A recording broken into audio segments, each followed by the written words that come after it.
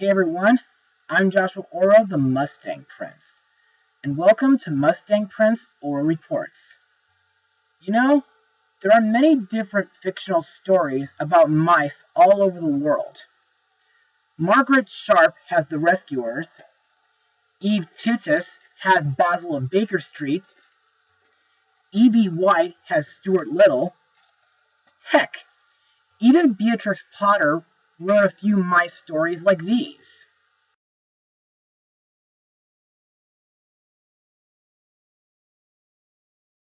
But for today's blog, we're going to talk about an animated movie adaptation based on a mouse story by Kate DiCamillo.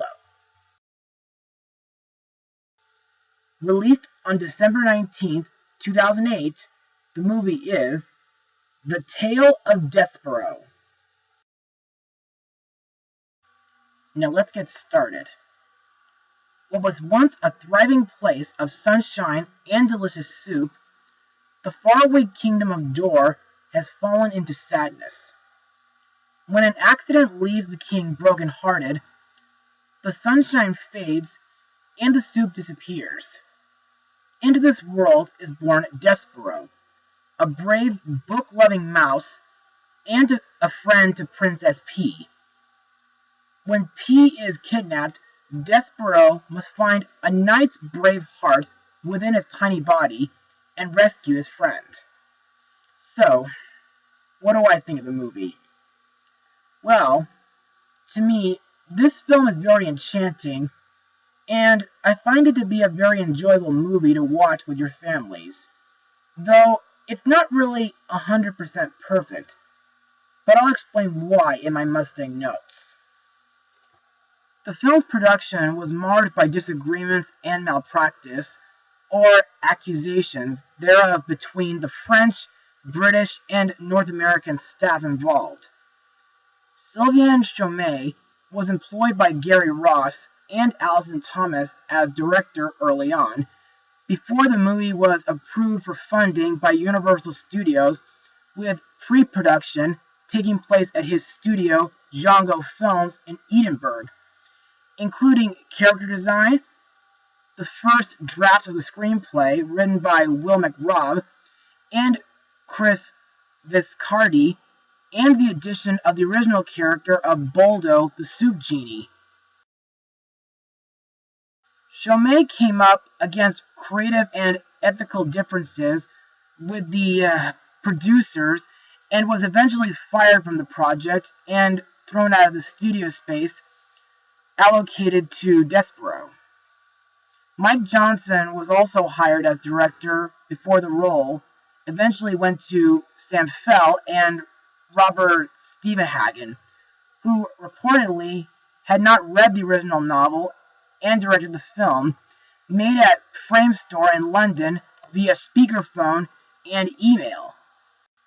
Now, aside from that complicated backstory, to me, I've never read the original book yet, but all I can say about it is that it's divided into 4 stories and ends with a coda. Each book tells the story from a different character or group of characters' perspectives, and finally, all of them combined, kind of like in the movie. What's also interesting is that the book won the 2004 Newbery Medal Award. As for the animation, well, to me, the animation is really impressive. It's almost like the kingdom and the characters came out of illustrations from a few fairy tale stories that I've read when I was young. Plus, I like the setting for the mice and rats worlds. The mice village is in the castle's abandoned kitchen storage room, which looks very unique, and the rats world in the castle dungeons looks very dark and gloomy. Plus, the animation from the stories that Despereaux reads in the movie almost reminds me of the animation visuals from Sarah Crew's stories from A Little Princess. However, if there's one thing I have to nitpick about in this movie, it's the mice behaviors. Okay, I mean, most mice are supposed to be afraid, but the way they are around Despereaux makes me want to say out loud, "Oh, come on, you guys. What's so bad about being brave? If Despereaux wants to be brave, just let him be brave." But of course, it becomes worse when Despereaux is put on trial for not only being brave, but for reading and having contact with a human. Anyway, let's move on to the characters and their voice actors now. Our hero, Despereaux Tilling, is voiced by Matthew Broderick. Best known from Ferris Bueller's Day Off, Disney's The Lion King, Inspector Gadget, The Thief and the Cobbler, and he'll be in the upcoming Wonder Park movie next March. Despereaux is a brave but non-conforming mouse who does not run from danger as a mouse should. His big ears are in great use for flying, kind of like Dumbo, and listening to things other mice cannot. You know, I really like this guy, not only for his bravery, but also for his nobility and loyalty. And I like that he has a passion for reading. Next we have Princess P, the Princess of Dor, voiced by Hermione Granger herself, Emma Watson, who's also been in the terrible 2014 Noah movie and the 2017 live-action remake of Disney's Beauty and the Beast. P is a sharp-eyed and beautiful girl whom Despereaux grows to honor and love upon their first meeting. And she also comes to love the mouse herself. Though she is kind-hearted and loved by the people of her kingdom, P is often overcome with loneliness after her mother's death. Because of her title as princess, P is not used to being told what to do, and sometimes she takes slight offense when someone does not appreciate her for her title. However, when her past actions cause her kidnapping, P comes to use her forgiveness, good nature, and place as royalty for the good of the other characters. Our next character is Rescuro, voiced by Dustin Hoffman. Well known for being in The Graduate, Racing Stripes, the Kung Fu Panda trilogy, and Hook. Rescuro is a rat who once lived at sea. Unlike most rats, he loves the light, and he's less vicious, sadistic, and cunning for the vast majority of the movie. But after his accident involving the Queen, he's forced into hiding in the dungeons of Dor while working for Botticelli. More on him later. I find Rescuro to be a very sympathetic character, and I know what it's like to be a hideous creature. Also, I do like the friendship between him and Despereaux.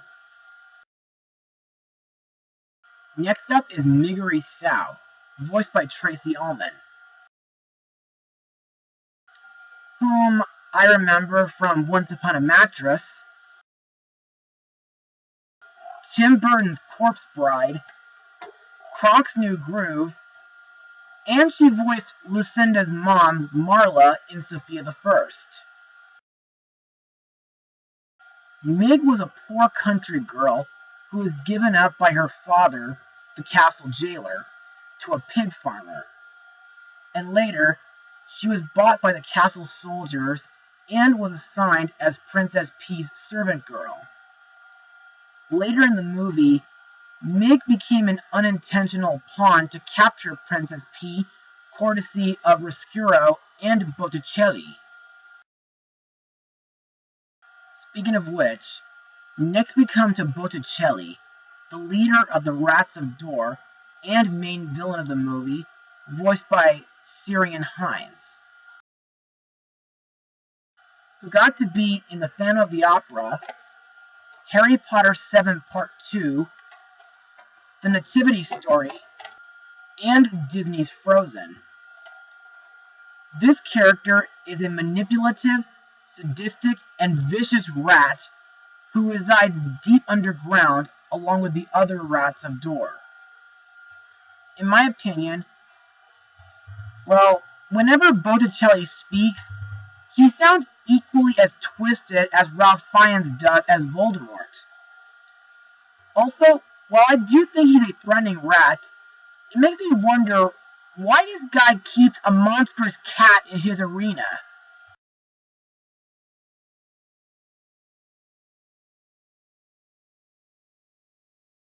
And finally, the narrator of the movie is voiced by Sigourney Weaver.